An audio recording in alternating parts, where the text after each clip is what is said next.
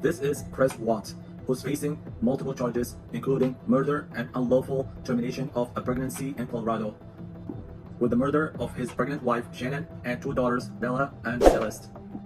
In August 13, 2018, Nichol, a friend of Shanann, reported him missing and called the police. My name's Celeste, and I'm calling because I'm concerned about a friend of mine. I dropped her off at her house at 2 in the morning last night because we were out of town together and we were on the way back from the airport in issues, and she's pregnant.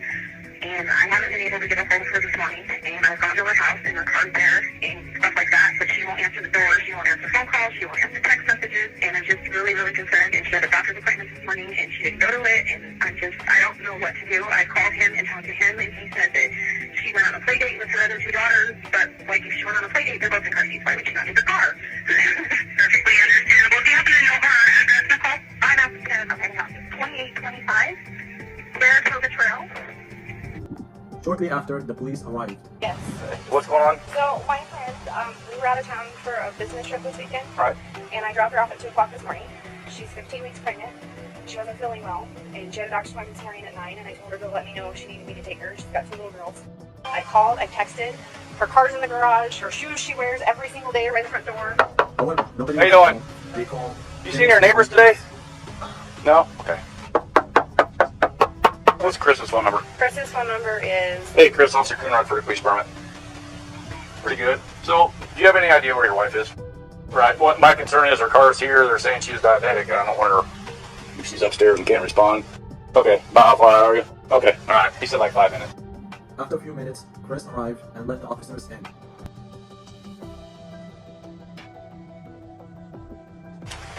Scott, how you doing? How's it going?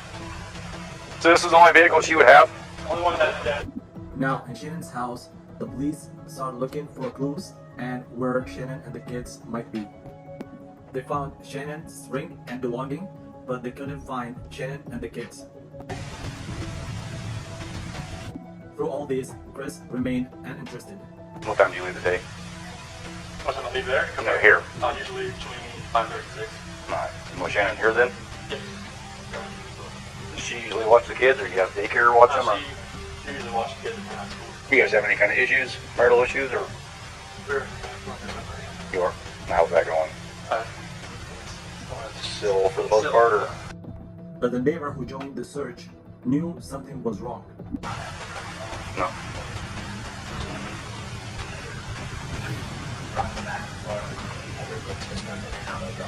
Right.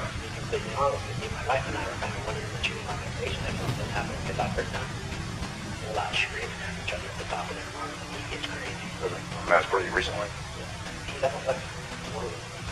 He looks like he's trying to cover his tracks. He's normally quiet, what's up, dude? He's over here telling you 3 times what he took out, what he did. He's very, he never talks. So the fact that he's over here blabbing his mouth makes me kind of suspicious. The FBI in Colorado joined the search, and Chris granted multiple TV shows pleading for his wife and kids to return home. It was like a ghost town. Like, she wasn't here. Kids weren't here. I have no idea like where they went. And right now it's you got K9 units, the sheriff's department. Everybody's like they're doing their best right now to figure out like if they can get a scent. If she wasn't here, like where did she go? Like once I got here, it was like, all right, who can I call? I called her 3 times, texted her about 3 times just to say, you know, what's going on? Like if she's vanished, like I want her back so bad. I want those kids back so bad. In August 15, 2018, Chris was arrested and brought in for questioning. Okay, go on the face side of the wall behind you. I'm just going to search you real quick. Search your legs. Move.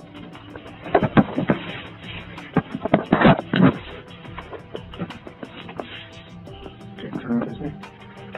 No earrings, necklaces, anything like that. Okay. Let's walk out this way. He maintained to be innocent and agreed to take a polygraph test. So when I work investigations like this, I keep an open mind on everything. And part of keeping an open mind is listening to you talk about your wife and your marriage. And the day she goes missing is the day that you guys have marital discord. Okay. So you can understand when I think about you. Yeah. What do you think about that? Makes me just much fun, honestly. Like, I know, like, I've talked to a few of my friends, like, you know, this does not look good on you. I'm like, I know. It's like, if people knew that we were having marital issues, they're gonna look at me, especially with the way everything looks. It honestly just makes me sick to my stomach because this is something that I would never do. Ever. Unfortunately, he failed the polygraph test. Mr. Parents, you intend to answer all of the questions truthfully. Yes. Is your first name Christopher? Yes. Before 2018, did you ever lose your temper with someone you cared about? No. Did you physically cause Shanann's disappearance? No. So, it's completely clear that you were not honest during the testing, and I think you already know that. You did not pass the polygraph test. Right. Okay. So now we need to talk about what actually happened. I feel like you're probably ready to do that. I didn't lie to you on that polygraph, I promise.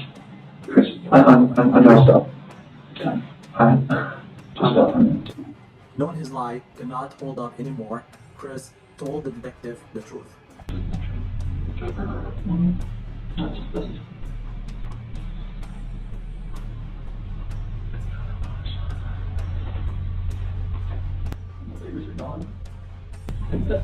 I put my hands around my wife's neck and did that same thing.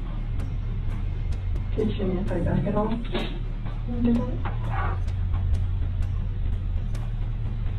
The rage that I had after seeing that, like, Now in court, Chris sits emotionless as the family members telling him how they feel about it. First, Shannon's father. Loving, caring people. They love life. They love being around people who love them. They always had good times. This is the first time they went to the beach this year, and they loved it. But God only knows what happened that night. Life will never be the same without Shanann, Bella, and Celeste and Nichol. Had all their lives to live. They were taken by a heartless one. This is the heartless one, the evil monster, who dare you take the lives of my daughter Shanann, Bella, Celeste, and Nichol. I trusted you to take care of them, not kill them. Then her brother. In the blink of an eye, you took away my whole world, the people that mattered to me the most. Everything in my life I loved, your children. They trusted you. They loved you. They looked up to you because you promised to keep them safe. Instead, you turned on your family. My blood is boiling as I write these last words because they are the last you will ever hear from me. I can't even think of the right words to describe the betrayal and the hate I feel. And to be honest, you aren't even worth the time and effort it takes to put my pen to this paper. And Shannon's mother. Your daughter Bella Marie sang a song proudly. I don't know if you got to see it, but it was Daddy, You're My Hero. I have no idea who gave you the right to take their lives, but I know God and his mighty angels were there at that moment to bring them home to paradise. Next, Chris' family addressed the court. Account for his behavior. There's nothing that can be done to cure the harm he has caused, and he has the responsibility to serve his sentence with dignity and with regard for everyone, and to spend every breath that he has left in an atonement for what he has done. By the time they were done, Chris was in tears. Is there any statement you would like to make on behalf of the prosecution? Yes, please. Now Chris' lawyer. Watts has asked us to share this morning that he is devastated by all of this. And although he understands that words are hollow at this point, he is sincerely sorry for all of this.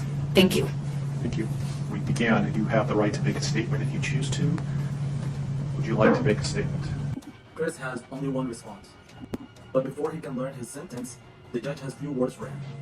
The evidence in this case are a senseless crime and the viciousness of the crime. And equally aggravating in this court's determination is the despicable act of disposing of the bodies in the manner in which they were done in this case.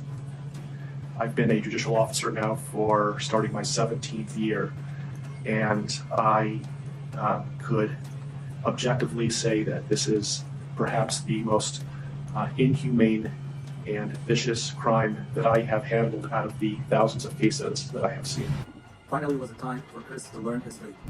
With regard to count number 1, murder in the first degree as it relates to Shanann Watts, the court is going to sentence you, sir, to a life sentence in the Colorado Department of Corrections, followed with no possibility of parole. Chris now is serving his sentence in maximum security prison in Wisconsin.